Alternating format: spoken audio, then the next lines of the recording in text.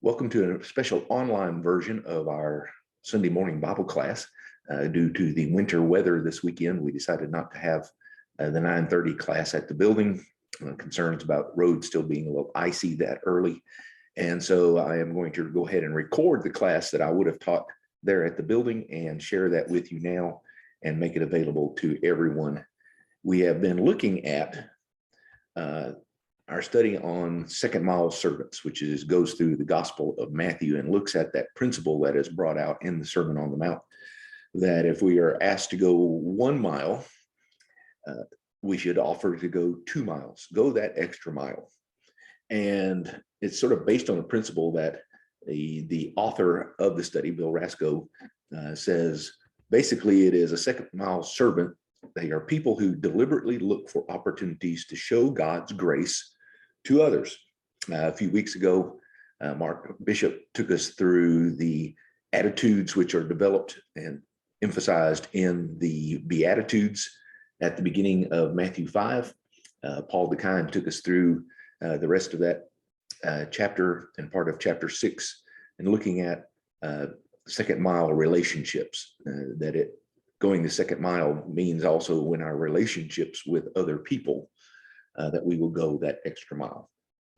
This week, getting into chapter 6 and 7 of the Sermon on the Mount, Jesus shifts from all of his statements about you have heard it said, based on statements in the law of Moses, and getting back to the heart of the matter, what God was really trying to say to the people, and now turns it into more practical lessons of, well, this is what that means. This is how this applies. And it gets down to your priorities. And priorities are those things we don't often think about. And many people probably never think about, well, what are my priorities?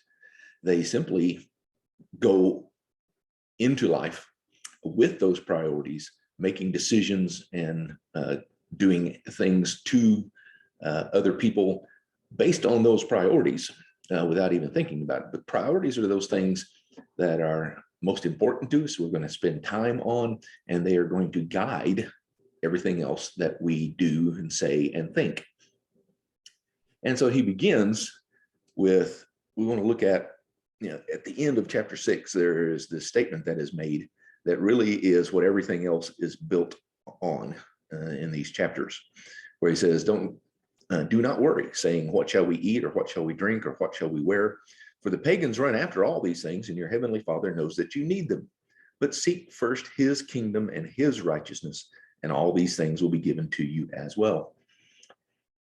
And it's that summary statement at the end there in verse 33. Seek first his kingdom and his righteousness, and these other things will be taken care of by our God who has promised to do so. So with that as a priority, he begins the chapter with verse 1 of chapter 6, be careful not to do your acts of righteousness before men to be seen by them. If you do so, you will have no reward from your Father in heaven.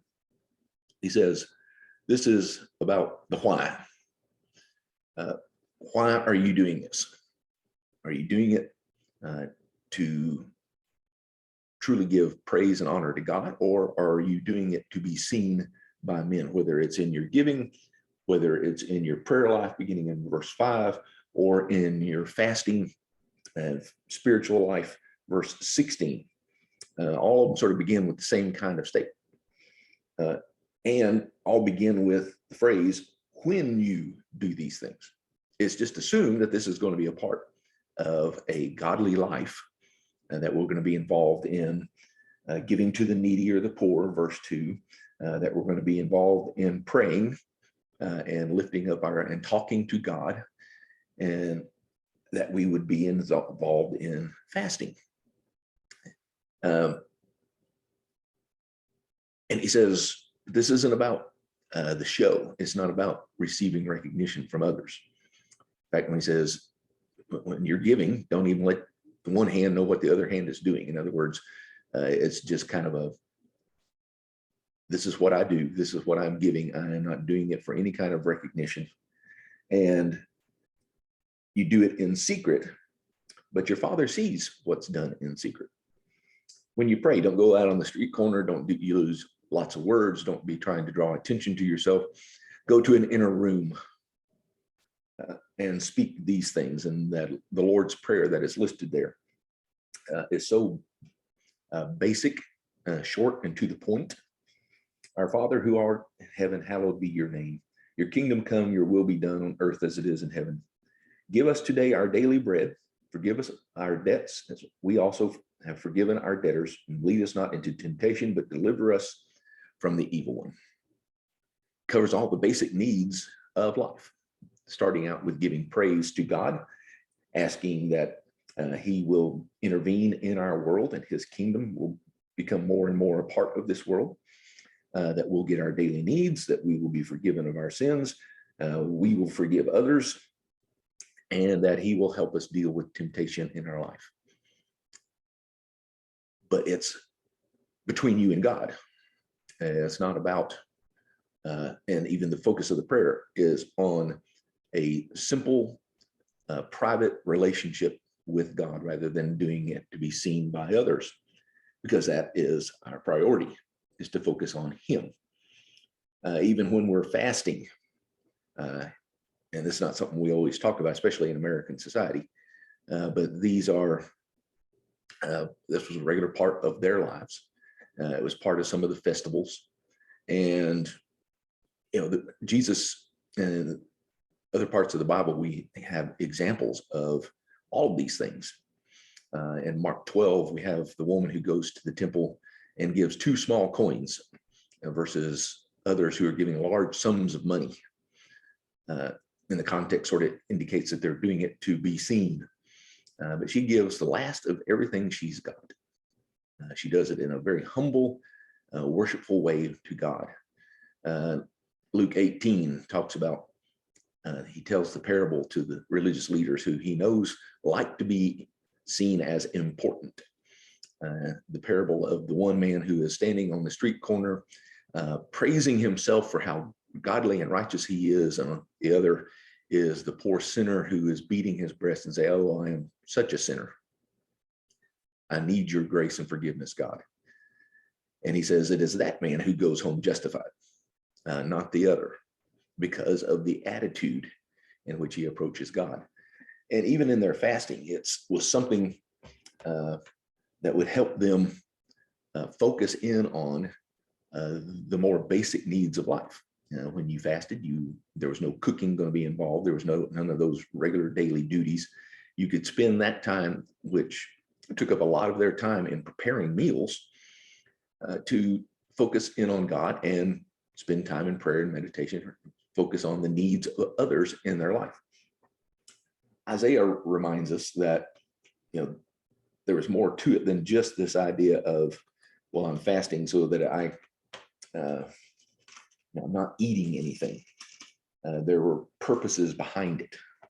And he says in Isaiah 58, verses 6 and 7, is not this the kind of fasting I have chosen, to loose the chains of injustice, to untie the cords of the yoke, to set the oppressed free and break every yoke?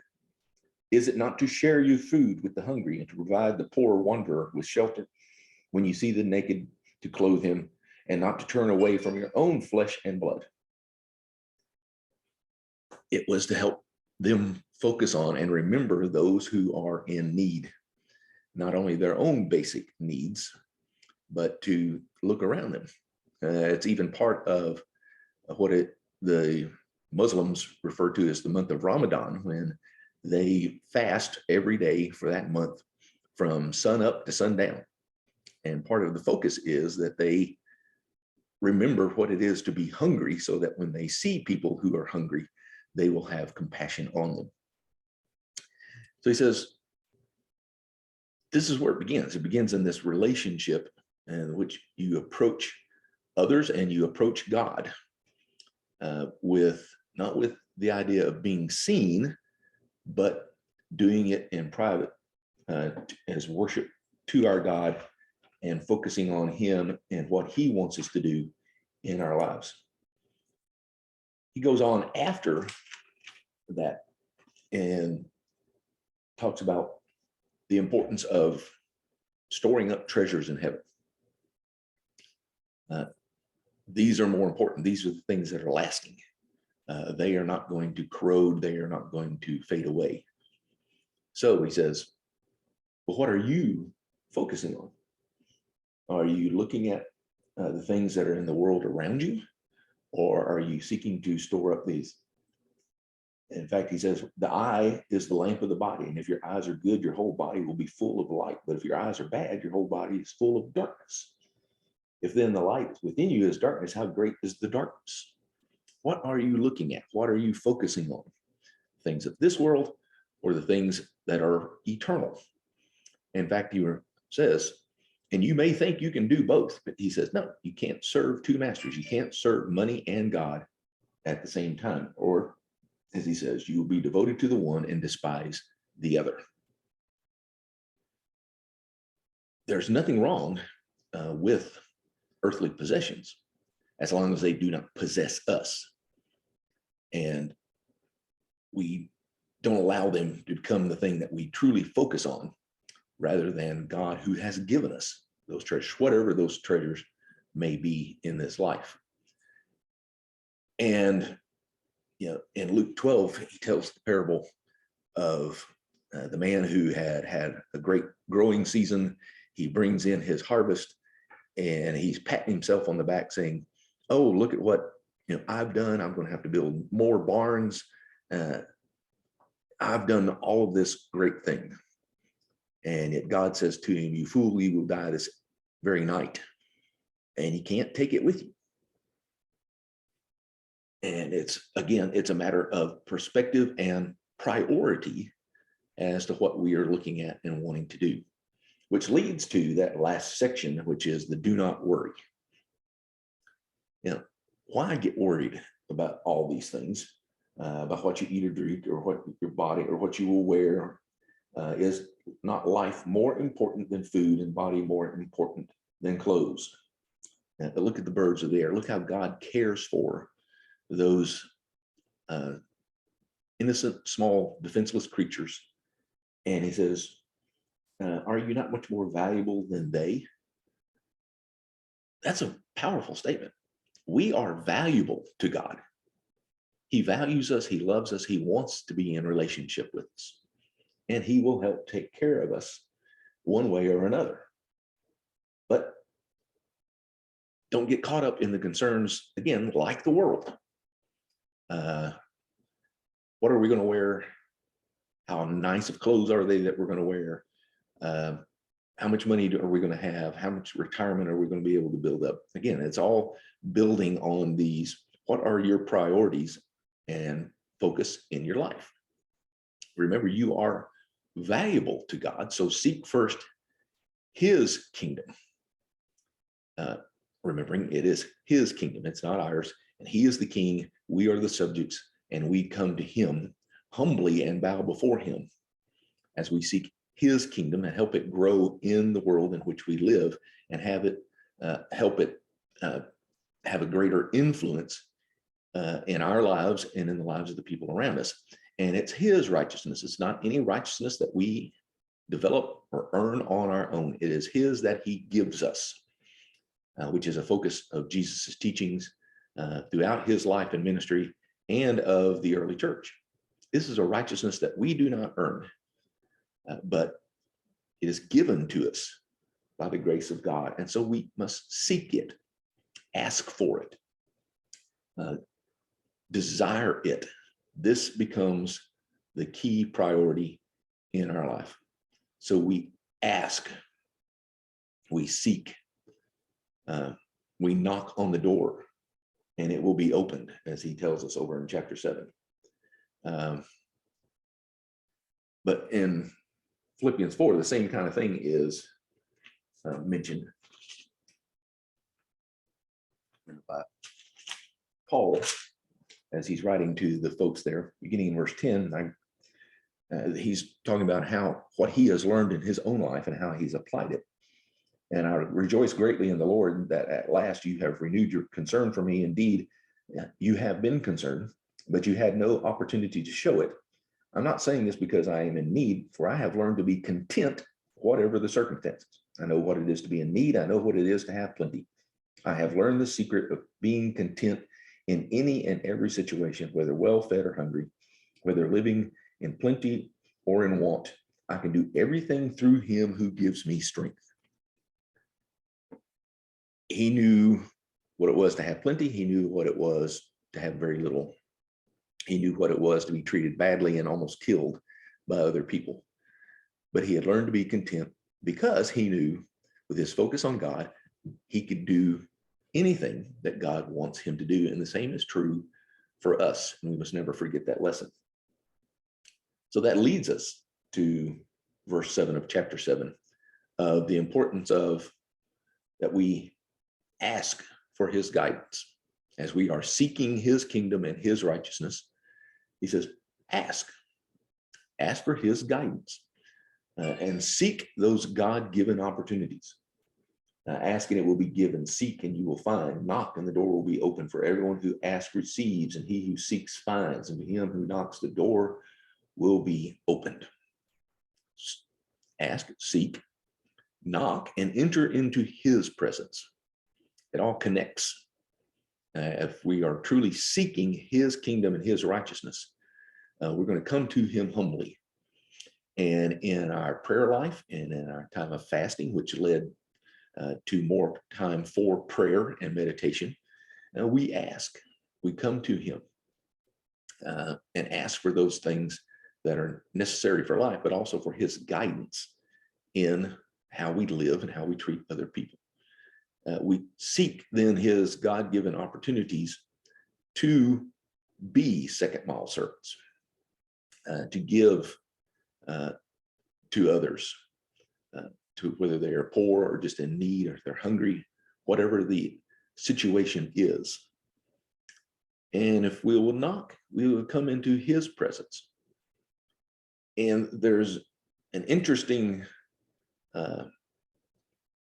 contrast to this in the book of Revelation, where he says, this is Jesus and writing the letters to the 7 churches of Asia, right at the very end of the last of the 7 letters to the church in Laodicea. He tells them in verse 20, here I am, I stand at the door and knock. If anyone hears my voice and opens the door, I will come in and eat with him and he with me. He wants us to seek him and he will open the door. But it also, the reverse needs to happen. When he knocks, he comes to us. And when he knocks, we must be willing to open the door and let him into our lives and become a very personal part of who we are and how we think. He becomes the priority. And the focus on seeking his kingdom and his righteousness and how that plays out in how we worship God, how we treat other people, how we give to those in need, how we focus in our prayer and worship life. And it carries out with us into the world so we can be light and salt in this world. Next week, we'll get into some passages in chapter 8 and chapter 15 that discuss second mile faith. What is that great faith? And it's interesting that these 2 stories are about Jesus interacting with people in Israel, who he says have greater faith than any he's ever seen. And neither one of them are Jews, but they come to him and they demonstrate a great faith that he wants others to see and to seek in their own life. So thank you for joining me for this Sunday morning Bible class, and we will make sure that we keep you informed on future services, make sure that everybody stays safe, and we look forward to spending time with you in worship later this morning. Until then, God bless and may keep you safe and healthy.